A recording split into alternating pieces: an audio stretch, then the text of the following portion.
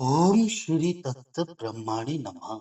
श्री मांडुक्य उपनिषद श्री शंकराचार्य भाष्य अद्वैत प्रकरण भेददर्शी कृपाणि है।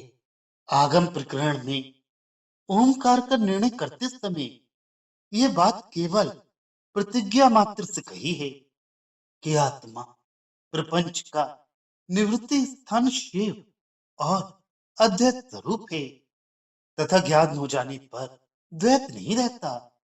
वैतथ्य प्रकरण में स्वप्न, माया और गंधर्व नगर आदि के दृष्टांतों से दृश्यत्व एवं आदि अंतत्व आदि हेतुओं द्वारा तर्क से भी द्वैत के अभाव का प्रतिपादन किया गया, किंतु वह अद्वैत क्या शास्त्र मात्र से ही ज्ञातव्य है अथवा तर्क से भी जाना जा सकता है। इस पर कहते हैं सुख इस प्रकार तर्क से भी जाना जा सकता है। इसी बात को बतलाने के लिए अद्वैत प्रकरण का आरंभ किया जाता है। उपास्य और उपासना आदि संपूर्ण भेद मिथ्या ही, केवल आत्मा ही अद्वैत परमार्थ स्वरूप है, क्योंकि उपासना का आश्रय लेने वाला जीव कार्य ब्रह्म में ही रहता है, अर्थात उसे ही अपना उपास्य मानता है और समझता है कि उत्पत्ति से पूर्व ही सब अज अर्थात अजन्मा ब्रह्म स्वरूप था। इसलिए वह कृपण दीन माना गया है।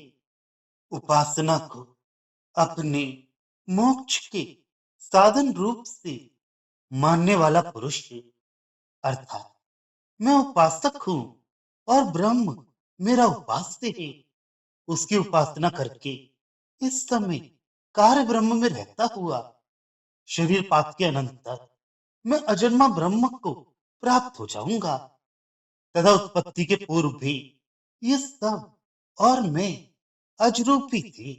उत्पत्ति से पूर्व मैं जैसा था उत्पन्न होकर जात ब्रह्म में वर्तमान हुआ, अंत में उपासना द्वारा मैं फिर उसी रूप को प्राप्त हो जाऊंगा। इस प्रकार उपासना का आश्रय लेने वाला साधक जीव क्योंकि क्षुद्र ब्रह्म विद्ता है, इस कारण से ही ये सर्वदा अजन्मा ब्रह्म का दर्शन करने वाले महात्माओं द्वारा कृपा दीन अर्थात क्षुद्र माना गया है। ये इसका अभिप्राय है। जैसा कि जो वाणी से प्रकट नहीं होता बल्कि जिससे वाणी प्रकट होती है वही ब्रह्म है, ऐसा जान जिसकी तू उपासना करता है वह ब्रह्म नहीं है इत्यादि श्रुति से प्रमाणित होता है।